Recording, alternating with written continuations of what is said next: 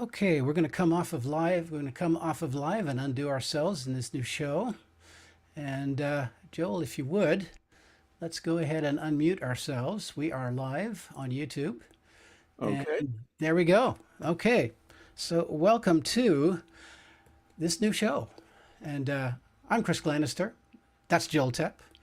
And we're excited to do a bunch of stuff for you. And so you want to talk about what we're going to do today? Sure. So I'm welcoming everybody to the relaunch of Far West Broadcasting. We had a couple of years worth of programming during the pandemic, and we are now restaffed and ready to launch again, cover new topics, review old topics. It can be anything from education about the music itself, how you present the music. We'll have live performances. We'll have features about different communities in the West Yep. and what they're doing in their local communities, all kinds of programming that you'll see rolling out step by step over the next couple of months. Yeah.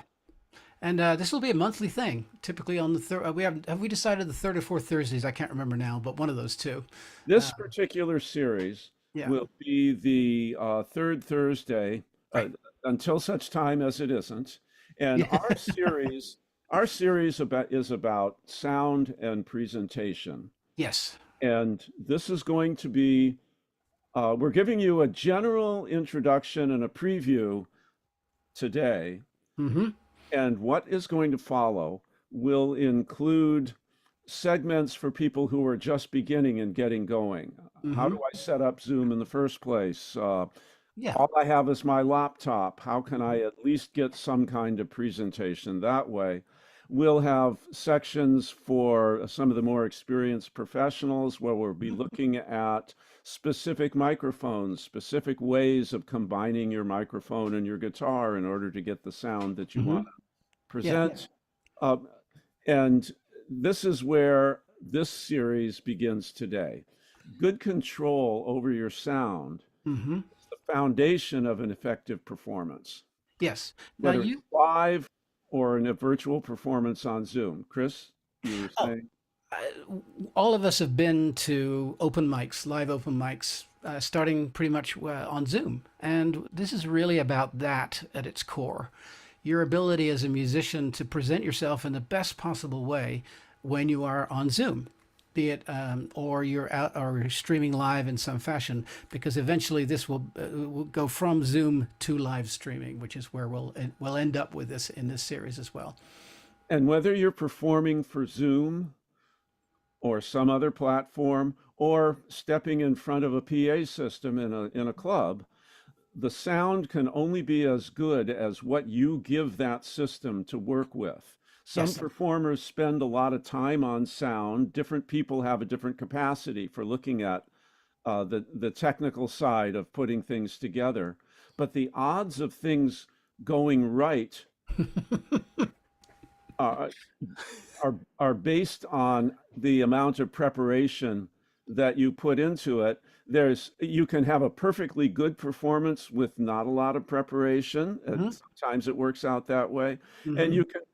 you can uh, prepare immaculately and have one little thing disconnect, and then be scrambling to get going as soon as the curtain goes up and the lights are on. So that's why we launched on Mayday, and the core concept for today's talk is Mayday, as in Exactly. Mayday, Mayday. We're going down. How can you rescue us? The pandemic was a game changer as far as Yes. connections for people go, but nothing has changed about getting basic sound right. Zoom began as a tool for business meetings. And when everybody jumped on Zoom and tried to perform with it, they discovered that what Zoom had baked into the core for business meetings wasn't necessarily good for a vocal performance. In a Yeah. business meeting, if you're rattling your paper on your desk, you can disrupt the meeting. And if your body is making those funny body noises that kids love to laugh at, uh, Zoom was built to block those out so that you only heard the voice. Yeah. Zoom doesn't know the difference between your tummy grumbling because it's almost lunchtime and Hmm. the fact that you're playing a guitar. So Yes. Zoom introduced a tool called Original Sound. Like, what did it sound like before we messed around with it to Exactly. help you get your performance where you need to do it? And we've at Far West have brought Chris in to help us with this whole process as we learn through various segments of sound and presentation in the upcoming months. We met Chris because Chris was our sound tech and was the chief engineer for the conference in Bellevue in 2016 and 2017. We Hmm. know him from his presence at the Tumbleweed Festival and other venues, large and small. We're learning what he does in the business world for people on the pure technology side, where their performances are sales performances rather than music. Exactly. So, Chris, why don't you tell us how you ended up where you are, how you learned what you learned, and Mm. what you're going to share with us? Yeah, the very beginning was I started this in high school. I graduated high school in 1977. It was a long time ago, but at the church I was attending, which is actually not far from here, I live here in Edmonds, Washington, and they had a sound system, and I was in a choir, and I thought this is cool. They had a mixer, and for those I'm going to talk, I'm an equipment nerd, so please forgive me for that. They had a Shure Vocal Master, which is one of the early, really reliable machines, if you will, and I was captivated by that. So I didn't want to actually sing. What I ended up doing was doing that PA system. Then I graduated to doing the church sound, if you're familiar with that.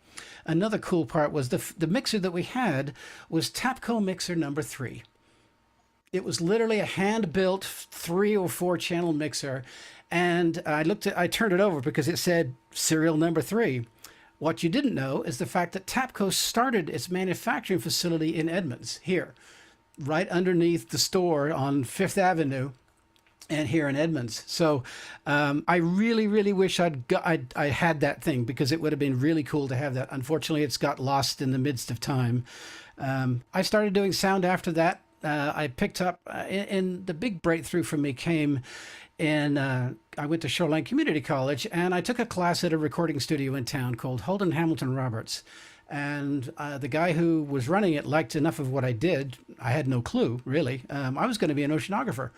And seriously, but he asked me to be an apprentice, which is the old-fashioned way of basically they bring you in and you do all the horrible stuff. You clean the toilets and make the coffee, but you learn from the ground up what a recording studio does. And so I did. That was here in Seattle, and graduated into starting doing more live sound. We actually began a cassette duplication facility that I ended up being the mastering engineer for as well. So I just picked up a lot of that stuff, got into audio-visual stuff in hotels, you name it, and it just sort of gathered steam. All the time, I did sound. And so currently, for me, what the epitome of what I love to do was live mixing. At the beginning of the recording studio bit, most of my clients couldn't afford multi-tracks, so I had to learn how to mix. I had to mix quickly. Where I'm in my 1920s, this kind of a thing, and we started. I was forced to mix. The first music I learned to mix was big band. I can't consider that big band was probably the best possible foundation for mixing. One of these days we will get into mixing, and there's more on that. I started my own company after that, Pilgrim Media Services, and still here doing just that. Most of my work is mixing for festivals and events and things like that. But I do a lot of production stuff. I have my own studio, which you're currently looking at, and been a part of Far West. I actually started with a good friend of ours, Rob Folsom, who was their live sound engineer for a long time. And we did a couple of ones in LA and several other ones. And I learned to work with bigger acts doing that. Then when Rob passed away, I became a sound contractor, which for those of you who don't really know what that is, you don't just own a sound system anymore. You have to have all the gear necessary for a sound guy to come in off the road, use your system for whatever artist shows up. and that requires a whole level of equipment and gear that you may or may not have. And that got me into another level. I remember being completely scared for 3 years doing these shows. Absolutely scared out of my mind because, I had Taj Mahal coming in and using my system and his sound guy and people like that. And it was scary, but made it through and still keep doing it. That's the short version. Chris, since we're starting from the Yeah. beginning with Yeah. your sound in the room Hmm. and in relation to a microphone, whether you're broadcasting to a room or Hmm. broadcasting over the airwaves and Yeah. Zoom, you need a microphone. Yep. You have a guitar. Hmm. You either need a microphone on it, or Yes. it has to also find its way into the same microphone that your voice is going through. Exactly. Yes. And or you can have a pickup on it, which is in essence another type of microphone, Exactly. Yes. and plug Yeah. that into. Mhm. What are uh, Give us a couple of basics where let's say you're at one of those festivals or at a club and Mhm. there's an open mic. So Right. you have to be ready for a bunch of people Yep. in a row. Hmm. And when each time a new performer comes up to the stage, Hmm. what are you hoping that they have well organized and together so that you can jump in and quickly help them sound the best that they can? First of all, well organized isn't usually the case. You really have to deal with what shows up. You kind of have to be a master of understanding how guitar pickups work with what guitars. Uh, Um, what if you shared with us mhm. a couple of things that are ideal, Okay. uh, that you'd like people, and then Yes. give us an example of a couple things that come up commonly that you Hmm. keep having to solve for different individuals. So, what are the shortcomings that a lot of us can learn and get up to speed much quicker so you can Hmm. jump in and enhance our sound rather than just actually try to make it come through the speakers? Yeah. Years ago, I used to actually do for Folklife and for other ones, I used to do some seminars on what I called your rig. And that really comes to that piece. Basically, it's all the bits and pieces that you need, your instrument, your gear, everything that you do when you come on stage to do something. In this case, one of the things that tends to fall apart, and I've seen everyone do it, is they come in with little boxes, your effects boxes and things. They don't have them organized and cables don't work. I would dearly love it if that part is always done in a nice, clean fashion so you can walk in and plug in. Bring your own DI so that you can just plug in an XLR. Bring something that you're comfortable with and that it works. Test it before it shows up. Um, Let's can I'm going to pause you at yeah, various points as you talk. yeah. Mhm. So, what is a DI? Thank you. Direct actually comes from the English term direct injection.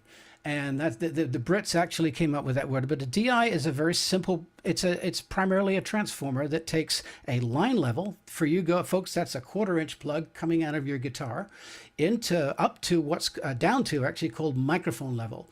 And that typically runs something called impedance, which is we won't get into that term, but it goes down to a microphone level so that it'll plug into your mixer. And it gives you the right kind of level, basically drops it down and makes it work into your mixer. So So, is that yeah. is that is that like trying to hook a fire hydrant up to a garden hose and you have to kind of translate the force and the power of what's coming through? It just does the translation. There's no real fire hydrant analogy there. It simply translates it. Typically, it's a transformer, sometimes electronics. There's two versions. You have a passive or an active DI. An active DI requires something called phantom power. Won't get into that. But basically, power coming up the line so that it works. Having your own really works well. If you're comfortable with it, that's great. Most guys like us will love that. Here's my DI. Great. It needs phantom power. Great.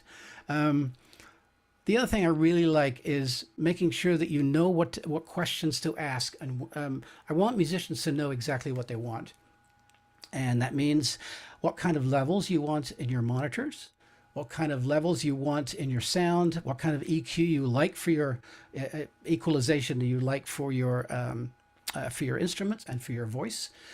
Don't annoy me with it. Ask questions that make sense. Say, I would like to have this, if that's okay. I'll give you an example of what not to do. I was doing a show at the Wandafuka Festival. A couple of guys came on the stage, and they were doing something bluegrassy or something I don't recall. It was a guitar and a banjo, and I'm getting ready, and we go into the show, and we do my usual 30-second sound check, and the gentleman looks at me and goes, "I would like you to take out 4K. That's actually 4,000 kilohertz," and I of course ignored that. No offense. And I looked to make sure because actually he did not need it. But basically, that was a bit of talking down. And you don't want to do that to folks. What you want to do is to be educated about what you want and make sure that you get it. And we appreciate that. I love the fact that people come in knowing what they want in terms of their sound, their feel, what they're comfortable with. And that's terribly important. It also protects you, making sure that you get the sound that you want. And that goes with the kind of microphones. Typically, a sound person on a stage, I'm going to have my own mics and I'm going to EQ everything to those microphones. But if you have a microphone that you like, then courteously ask me if you would like, if you'd like to use that microphone. I'm almost always going to say yes. And that's important because sometimes that microphone worked well for your voice. Yeah, that makes sense. That brings up another Yeah, interesting thing. yeah, yeah. It, in today's world, where we're dealing with germ safety and with Yes. Hmm. awareness we didn't have 10 years ago, Hmm. would it be helpful if, in advance of the show, Hmm. a performer, if they have a mic that they like to use, Hmm. would it be helpful if they were to tell you what mic they're going to be coming with? It may be their own version of the exact same model that you have, so you know how to deal with the mic. Are there certain microphones? This is a side trip, but it Yeah, might be it'll be interesting. a good one. Yes. I'm thinking of a microphone in particular, and I'm going to see if you come to the same conclusion. Hmm. There's a microphone that does a very good job if you know how to use it. It Hmm. looks fabulous on stage, Hmm. but it takes some special preparation to Hmm. make it really work. What microphone would you think I was talking about? Well, there's two really. One would be the SM58, of course, just because I'm not a particular fan of it, and we can get into that later. But of course, the other one is the ear trumpet. It, yeah, I don't know how good looking the SM58 is. Right? Yeah. But the Yeah. ear trumpet is a wonderful No, microphone, absolutely. Yeah. and it takes because it's sensitive to so many things. Hmm. Um, it it takes some special preparation on the part of the sound engineer to be Yes. ready to make that microphone sound as good as it looks. Yeah, you have to actually equalize that microphone with the equalization on that channel. By itself, it does not work well. And that just takes, I'm used to it being handed to me and say, here's my microphone as we go on. So I've learned to do this very quickly, as in a 30 seconds worth of EQ just to make sure it's right. I would love to not have to do that. So coming to me ahead of time, or even if it's a stage plot saying I've got a microphone I want to use, that's a happy thing. Yeah. Thinking in terms of live performance, and I'm going to ask it again when we Yeah. move to Zoom or virtual performance. Hmm. Um, does it make any difference to you as a sound engineer whether somebody puts a microphone in front of their guitar or they have a pickup in the guitar that they're going to plug in directly? Depends on the music. Let's start with bluegrass. Most bluegrassers tend to have what we call one up, one down. That's a vocal and a microphone, and most of those are actually mic'd. They prefer that. Most of the time, folks have DIs, as we're just going to call it, a direct input to their guitar. Most of the time, I actually tend to prefer it. It's a little easier to deal with. But along with that, like anything else, every guitar, every pickup is different. So they all require some different EQ. And so after a while, you just need to know that, oh, I've got a Martin and I know it's doing a K&M pickup. I know what that sounds like. This is what I'm going to do to fix it. Those kinds of things. And it could be, frankly, my favorite guitars are Gibsons. Gibsons do amazing things on stage with a pickup. Um, but yes, I don't really care. I will say this, that a microphone in front of the guitar is very limiting for most people. Your gain before feedback becomes a problem in circumstances. If you're anything like a jazz or a rock band, you really don't want that. So you really do need to have a decent direct input. So I'm guessing that if you're a very athletic performer and you're dancing around the Yeah, stage and playing, exactly. I'm thinking about the acoustic guitar player in Dire Straits. Yeah. That microphone isn't going to do you any good at all. No. No, no. And you know, some folks like I do for my instruments that you can see in back, I have a wireless setup. It actually goes into a belt pack, and so I can go anywhere I want with it. Those can be really fraught with difficulties, so you kind of have to be aware of it. But yeah, DI for most people works well. And like anything else, you have to know how your guitar is supposed to sound. That means you kind of have to know, okay, I've got myself a different a Gibson or something like that. You have to get a sense of what that guitarist wants out of that, and then to try to make it sound. Because inevitably, most guitars with a pickup do need some EQ, some work. Yeah. So now let's take the same performer Yep. and let's put them in front of a computer, Yep. and it's going to be a virtual performance. Right. And let's start from the ground up. Yep. And this is going to be, uh, I'm not suggesting that we go into detail, Hmm. great detail.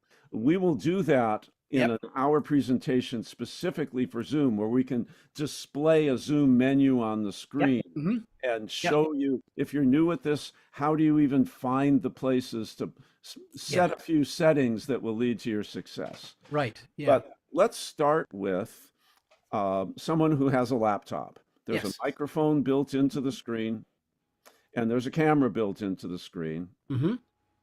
And I've seen people do pretty well with a setup like I that. have too. Uh, Absolutely. Yes. Talk about the things that make it easy and the things that make it a challenge, and Mhm. maybe refer to a couple settings in Zoom that we can go Yes. into detail at another time, but Yep. give people some ideas of what to be looking at. Yeah, laptops actually are not a bad thing. I have to say, the thing about laptops is the quality of the microphone tends to vary. And you really do have to have a little bit of horsepower for it, simply because you do. If I'm going to get into technical issues for a PC, minimum of i5 with an 8 gig RAM. Simply just so you need to have something that is functional, running something live. The microphone itself, most of the time, is okay. Believe it or not, my favorite PC microphones are in the Microsoft Surfaces. They're good, and they work really well for that kind of a thing. I highly recommend them. Just about any other one is good. What works well, and this is those microphones work. It really have work a lot with distance. Distance becomes critical for these kinds of things. What you cannot do is be this far away from them. You really have to have it close to you, and you have to make sure that you've got enough presence with that microphone. It's not designed for what you're doing. So the frequency response of that microphone isn't going to be that great, but it's pretty decent. And like Joel, I've heard some good stuff out of it. You have to make sure that you've got some decent lighting for the camera, because it does not adjust well for typical lighting. It's not designed to do that either. So we will get into lighting down the road as well. That becomes very important. But really, it comes down to distance, and it comes down to making sure that you've got some settings in Zoom to take care of that. The biggest setting, and we are going to touch on it, and we all in the open mics that you might have seen us in, we're going to talk about the big one, and that is called original sound. Original sound is simply a switch within Zoom. Joel alluded to it earlier, that simply takes out the processing that is required for a voice meeting. What it does, it removes all of it.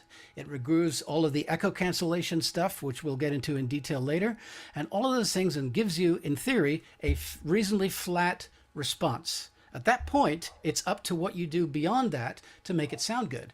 If it's bad, then what it's going to do is it's going to make it sound worse. In other words, if your setup has got some hum and buzz, it doesn't sound good, then guess what? That is going to actually be worse. It's going to give you a really good picture of what it sounds like really. When you click it on and off, there is a very big difference. And I encourage you, and we're going to talk about this further again, get with a friend, get in front of a microphone, and test it out. Test it with original sound on and off, and make sure and see what the differences are on your setup. May I elaborate on that? Yes, please, yes. Tell me if this is what you had in mind. Yeah. Um, anybody out there can pick a friend and using the free version of Zoom, Yes. you can host a Zoom session. Zoom gives you a time limit. Up to 45 minutes or half an hour, It's something like about that. 40 minutes or something Yeah. like Mhm. that, but Yep. it's enough time to have a conversation with your kids in Baltimore Yeah. or wherever the ice is holding them.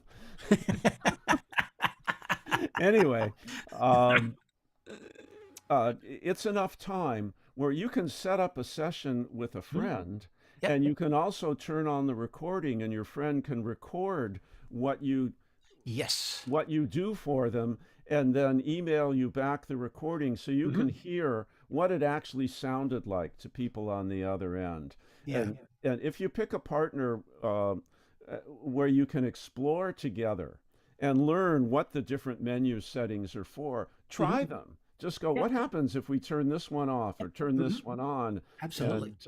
And have a phone by you in case it makes it impossible to even tell Yeah. the person how to get their sound back. Exactly. Yeah.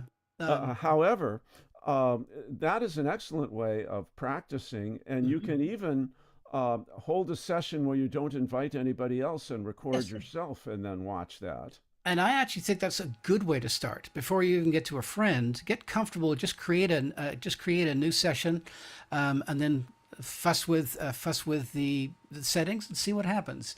The last at most what you might have is some echo and funky sounds, but that's part of the learning process. If you're at the very beginning of this, and then once you feel reasonably comfortable with that, then yes, get with a friend and start playing around with it, and do it for each other, so that you can then send each other recordings and tell each other what's going on, and that way you can really become confident with just the basic running of Zoom at this point. So yeah. Now, the next step, if if you wanted to have, oh, I know how I can describe it. When you have the microphone and the camera right next to each other, Yep. wherever the camera is pointed is Hmm. where the microphone is pointed. Correct. Yes. And that means since your guitar is in front of your navel Hmm. and your face is what you want to be Hmm. singing with, Yep. the microphone is not pointed at your guitar. Yes. For all we know, And Joel actually has a guitar there, but we don't know that at this point. So, I also have a navel, and yeah, exactly. We don't want to see let's that. reason. No, I promise that's getting way too original. Anyway, so a problem begins to take place because as you're giving a signal, even to original sound, Yep. um, if even though Chris said you want to be closer to the microphone for it to pick up better quality sound, if you want to get a balance, if you have just the microphone next to the camera and Yep. you're trying to balance your guitar with your voice, Hmm. you have to step backwards, you have to Yep. move backwards Yes. so that um, the the sound that's being projected forward can be captured by the microphone. And that's where you run into problems because, as I said previously, both the camera and the microphone are not designed to operate at that distance, as you just heard. Yeah, I know we don't have laptops as such, but it's really the same thing. Microphones and work on a proximity effect, which means that the further away, the quieter it gets. So, Just yeah. to demonstrate, not just quieter, but the tonal quality changes. Yes. Hmm. So I'm going to talk at the same volume, Hmm. and I'm going to move this way because I'm moving away from my microphone over Hmm. here. Yep. And now I'm going to come up in front of that same microphone talking at the same volume. And Hmm. what are you hearing on that end? Did you hear my voice begin to sound like an actual radio broadcaster? Yes, indeed. Yeah, a little That's bit that bassier and is everything else. that's the proximity effect And that you were talking about. we should also talk at this point very quickly. Microphones have what's called a pattern, and that is what they specifically Pick up. Most of what you're going to buy or use has what's called a cardioid pattern. You're seeing this microphone here. This is the front of my microphone. Think of a heart shape that comes out in 3 dimensions, and there's a little bit, kind of little ears that come out of the back, and it comes around to this. And the moment you go from the side, the frequency response changes. And as you get closer, it sounds better. You get a little bit more high end, but it will only pick up in that area. It's designed to reject sound from the back. Most of the ones that you're going to use are not that. However, Joel has one that almost certainly you've got a figure eight, right? Is that correct? Is you Um, on your Royer? this is a basic microphone. Okay, cool. Yeah. Uh, there are let's keep it generic. There are Yes. microphones where um, if you are talking right in front of it, Hmm. it's basically facing this way, Correct. Yes. and it's designed to block out the things in the Hmm. back here. Yes. That's There, correct. there's a setting called Omni Hmm. where it's going to have a wider plane. Think of a zoom lens on a camera. Yep. It's widening out and picking Mhm. up a wider range of sound. All the way around the microphone. And then when you talked about a figure eight, Uh huh. it's actually two microphone elements inside the same piece. Yep. And it's like you have a microphone facing you Yep. and a microphone facing the exact other Yep. side. That way. And for Vocals. harmonies, for two people singing harmony can face each Exactly. other on Yep. one microphone with Right. figure eight, Yep. or two people in a blog that are talking Yep. and are equals. Yeah. So you have patterns on a microphone, Hmm. but a very simple step that you can take in order to um, expand this laptop with just one microphone that Hmm. can only point where the camera is pointing Hmm. is to separate the camera from the microphone. Yes. And without buying a bunch of other electronics, Hmm. and you can't use the same microphone that you bring to a club with you and plug into a PA system. You Hmm. can't use that Right. microphone. But I have another microphone over Ah, here, yes. Hmm. and this is a USB mic. Yep. So the same as you plug your mouse into a USB jack, you use this microphone. Yeah. I actually have a blue lying around that I forgot to bring. It's the same idea. Yeah. And so when you have a microphone that you can plug into your system, you Via can USB. tell Zoom, don't use the microphone that's built in. Hmm. You're going to learn to look through the menu and go, choose this other microphone instead. And Yes. now what I can do is the camera's facing me, Hmm. but the microphone here is down lower. And Hmm. as I move it lower, Hmm. it's going to get a little less of me and a little more of the guitar. And Yep. you can find a spot where now you're getting a balance of guitar and vocal. Yep. And Zoom goes, hooray. Yep. And even with or without original sound, all of a Hmm. sudden Zoom can process it. Why Exactly. don't you add to that a little bit? Because Yeah. that's a pretty easy investment for somebody to make. You can get a decent USB mic for under $50. Absolutely. There's several out there. I'll bring my other one next. Next is there's one called Blue. There's many of them out there after they realized that people were doing this, and it just plugs right into your USB. And but I will say that it's not just a USB microphone. I have mine set up because I do a radio show with instruments, and mine is set up to actually pick up both of them. I move this so that I can get both my sound and my voice. And Isn't that what the bluegrass people you were talking about were doing? They yes, were actually, the band itself mixes itself by their exactly. I distance. am literally mixing myself with the microphone in the middle, and really in front of a computer with a microphone. It's actually one of great ways to do it. You must have the right microphone for it, and we'll talk further about that. This, for it's worth, is my favorite bluegrass microphone in the world, and I love this microphone. It's an Audio Technica 4033. I love the sound. It's not an expensive microphone. We'll talk later, but I'm a microphone nerd. I love this one, and it works well, so I can have an instrument.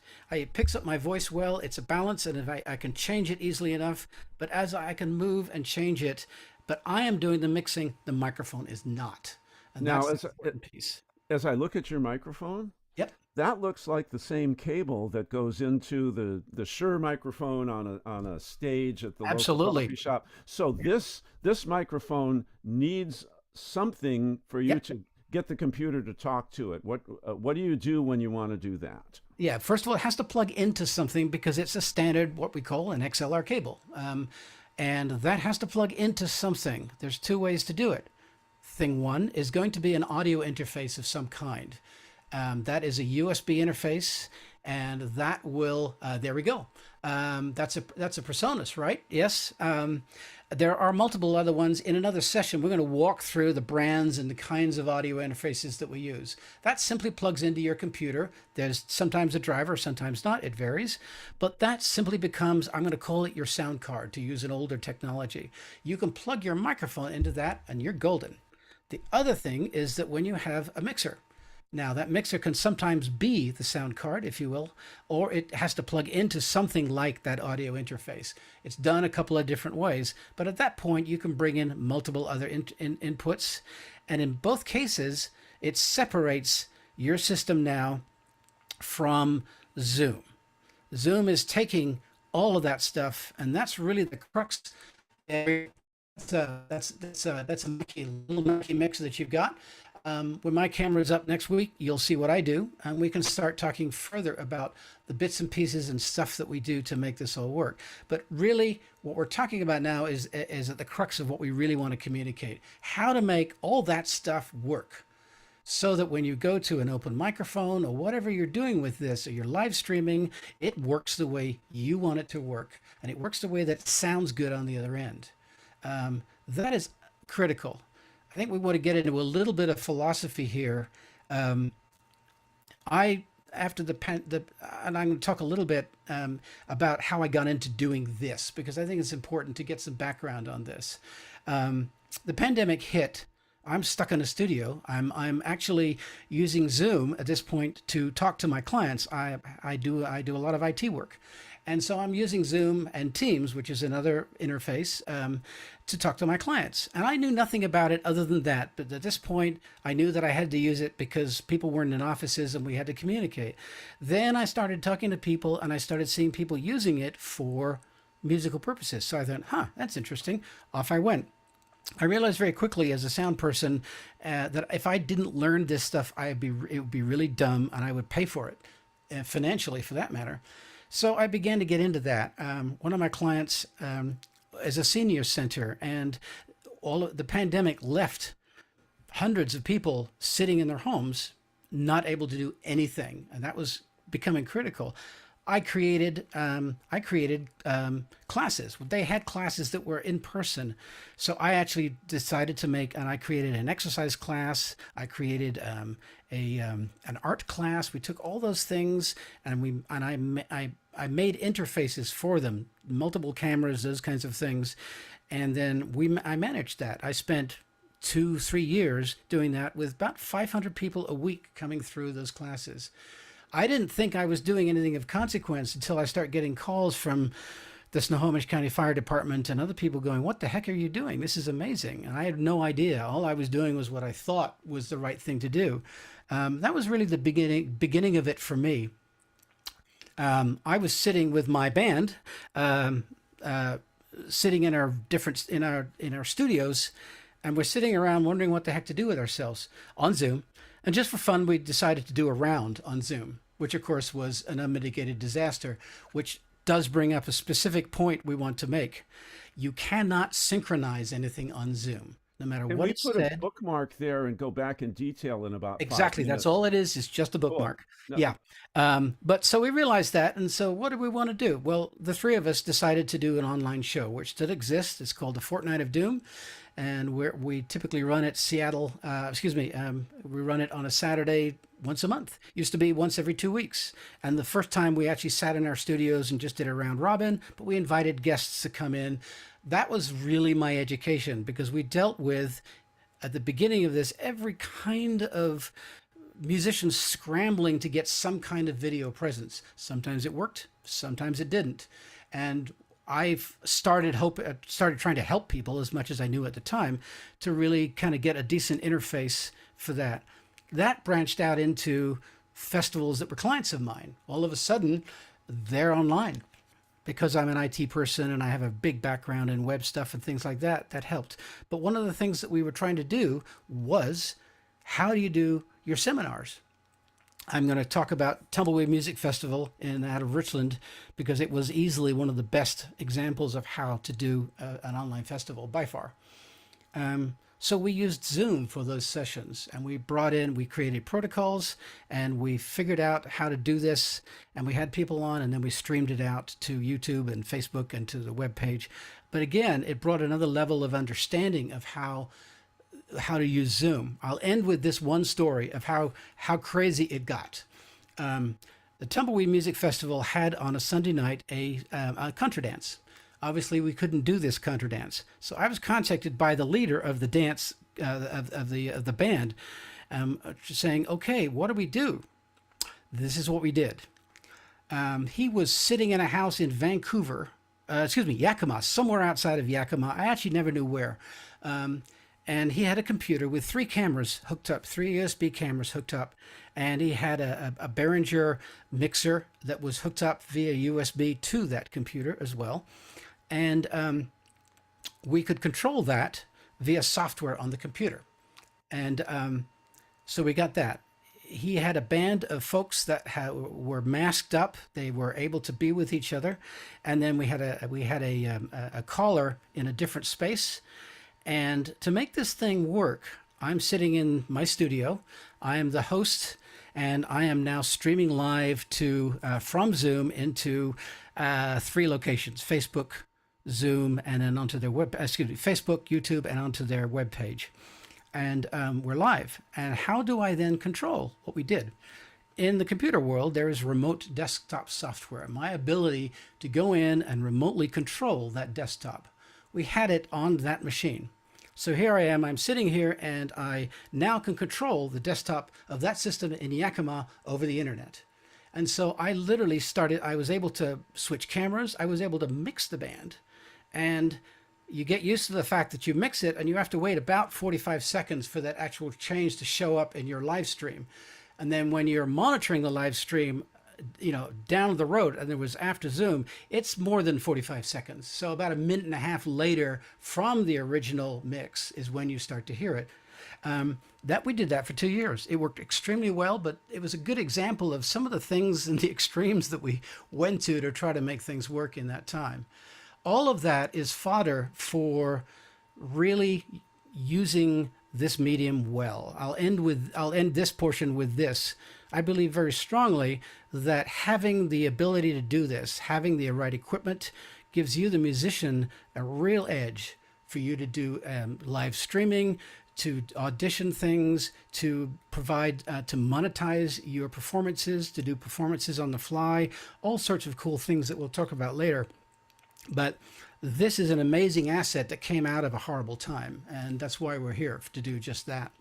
It really pushed us to do something that we were it was there, Yeah. and the gamers were doing it. Yes, they were. And some of that gaming technology shows up in alternate platforms in addition to Zoom. There's StreamYard, and there are other fancy things you can do with that. Yeah. But time is critical to a musician. Time Yes. and timing. Yep. And so I want to go back to playing together, Yes. and and talk about that a little bit, but not quite yet. Mm-hmm. I realized that we jumped over a part of the process that would be very good for our viewers to look at in their home setups, and that is the combination of the speed of your machine. Yes. And you already alluded to that you want to look at the speed, how new it is. A particular processor from 2017 with the same name on it Yep. won't be as fast as the one that was made last year. Exactly. But figuring out, is it time for you to make an investment in your core hardware when you're ready to do it, And that can be a pain because for the sake of your music, now Hmm. you've got to transfer your license for Word and All, Excel, and all that stuff. Yeah. companies do not make it easy for you No, to they do don't. any of this stuff. People But pay you me lots of money to do just that. but before you get to the machine, Hmm. you've got the highway that you're broadcasting this on. So could you talk a little bit about the advantages and disadvantages of joining a Zoom session using Wi-Fi or actually being directly plugged in, and what are the terms that people need to learn to know which kind Yes. of network? Why don't you tell us about some of that? Yeah, we'll use the term network speed. Think of it as a fire hose, if you will. If, of a hose, not a fire hose, but a hose where water runs up and down.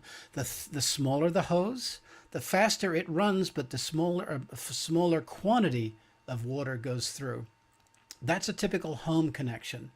It's designed to be both up and down. In other words, typically your network speed, the speed at which signals can go up and down, in the computer world, we call them packets. And so basically, my voice going out into the ether, if you will, there is we measured in megabits, and we'll go into this later. But typically, your up speed at a home connection is going to be smaller than your down speed. Most of the time, that's okay. Ooh, Back, that's really important, isn't it? yes, it Because is. Yep, when you're watching a video, yep, you're downstreaming, it's coming to yes, you right. downstream at a Mhm. very fast rate. But But it's when you're not trying to join in up. as the actual content, Yep. that's what, about a tenth of the speed or a Easily a fifth of the tenth. Now, speed? my particular thing, I have a business connection here. My up and my down are exactly the same, and I pay for that, but it's this the requirement for those kinds of things. Once you get the signal into your house, you have a modem, and that modem can do two things. It can give you a physical wired connection to your computer, or it can give you a Wi-Fi connection. Right off the bat, we are not recommending a Wi-Fi connection. It simply doesn't work well. Now, you can have much more. You can have some really robust hi-fi, Wi-Fi. Thank you, that too. But it's iffy at best, and your coverage in your place and where you are can be an issue. So really, it's about running a cable from wherever the modem is or wherever your switch is, to your computer. That really is the best possible way you can do it. At that point, you're directly connected to the internet. It's not going out over the airwaves as a radio signal, which is what Wi-Fi really is. And you're not subject to those things. It gives you then the ability to get the fastest possible speed and take advantage of that Ethernet connection. But still, you are still always the speed of your computer is always a factor in that as well, and that's Let me important to see know. if I've got this correct, Yep. okay? So let's use either Comcast or Yeah. CenturyLink, which Hmm. does it with light rather Yeah. than a cable. Yes. But Hmm. with a Comcast connection Yep. Which or I have. something Yeah. similar, Hmm. you have the same kind of looking cable that goes to your TV, and Correct. it comes Yes. to a box that they Hmm. call, I think they call it a modem, That's and correct. that Hmm. pulls out the part that's for the internet Yep. and gets it ready for your computer. Yep. And you can plug a computer directly into that, and you don't need Absolutely. Wi-Fi. Yes, But indeed. if you're broadcasting it all through your house and your Mhm. television's going to be connected and you want to connect your phone to it so Yep. that you don't have to pay for all of that cellular streaming, Right. then you have to have a router, Yes. and the router will push that signal in a bunch of different places. Yes. One of the So issues with Wi-Fi is that if you have too much on your Wi-Fi signal, too much attached to your Wi-Fi, that is going to downgrade your signal, and that's one of the reasons why you don't want to. If you've got your TV attached to it, or your gamer or other computers, it's a big issue. Oh, so everybody shares equally. Uh, Yes, and they take a they the take a signal, the more things you put on it, mhm. it diminishes everybody's signal It equally. slows everything down. They take a piece of that, and as there are more, it actually slows it down. Another piece of that is that on a typical home connection, you are actually on a network outside of that. So if it's 5 o'clock and everybody's coming home or dinner when they're logging onto their machines, guess what? If you've often perceived a slowdown that you knew nothing about, that's why it is. The companies put you on a really big network, and that big network has limitations as well. Not as much, but it can slow you down. You don't have the ability to control that, and they are getting better at it. But that's why things such as a business connection is a lot better, because I don't have to worry too much about that. But on your typical home connection, I don't care who you are with, that connection has limited resources, and the more people on that connection, that's going to diminish the speed as well. So if you're a singer-songwriter, you do not want to move in next door to a Bitcoin miner. Pretty much, yes. Exactly. And hope to God they're not on the same network. Yes. Yeah. But really, and so we use the term Ethernet. That is that's the cable and Wi-Fi, obviously. And there are protocols that are used on that Wi-Fi. Some protocols are faster than others, depending on the machine that you have. And sometimes just going to whatever wherever you like to purchase your equipment and gear, getting a long cable that you can run through the house. Maybe unplug it when you don't need it, but from your router to wherever your computer is really the way to go. Am I right that uh, with Wi-Fi, your distance from the router makes a difference? Big time. But if you're plugged in with an Ethernet cable, a Does not longer make yeah, cable yeah. doesn't do much of anything. Not at all. The only, and I'll call it the actual the proper maximum length of an Ethernet cable and is actually 150 feet. If you do nothing, you're still going to get signal at 150 feet. Anything beyond that, things that you have to do other stuff. So you really have to keep it, believe it or not, within 150 feet. For most people, that's simply not an issue. So, Oh, certainly on a singer-songwriter budget, you're not yes. you're not living in a Oh three-story no, mansion. exactly. Yeah, I don't think we worry. Most people don't have to worry about that, but it's a point to know at the very least. Yeah, that's right. But again, to say if you could possibly have, and at the end, I should say at the end of that connection, let's say you've got maybe a couple of things. You have a printer or something else. You may need to plug in other things into the end of that cable. You have something called a switch.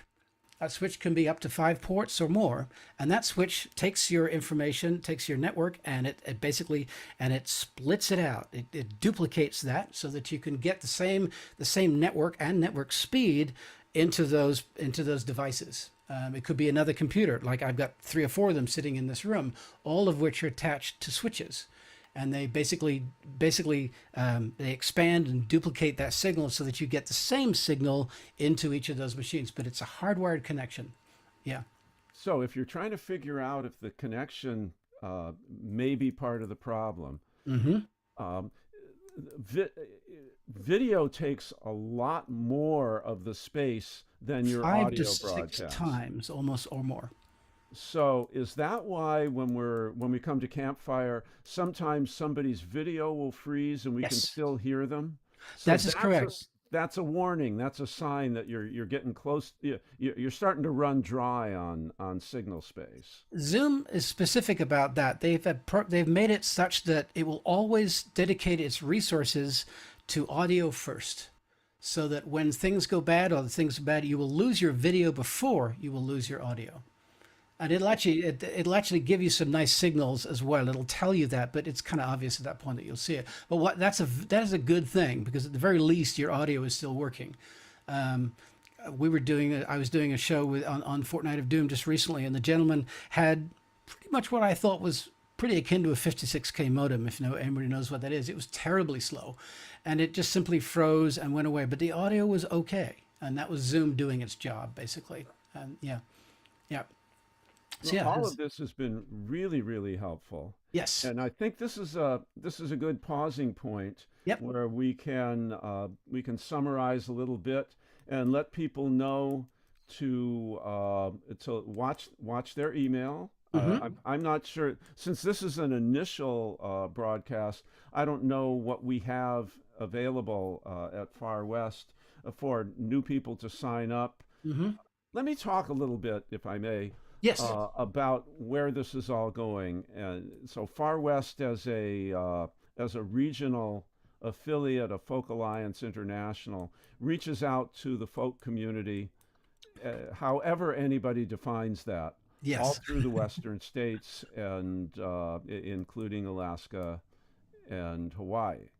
And there is an annual conference, which Hmm. prior to the pandemic was probably 90% of the activity Hmm. that took place within each of the regions and for Folk Alliance International as well. With the pandemic and with online connections, there's now a bunch of online programming, educational, sharing performances Hmm. happening in all the regions and in Far West.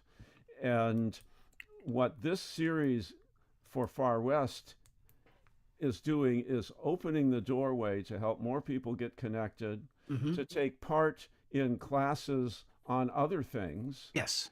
or just discussions. Yes. We can have a panel discussion. Absolutely. Yeah.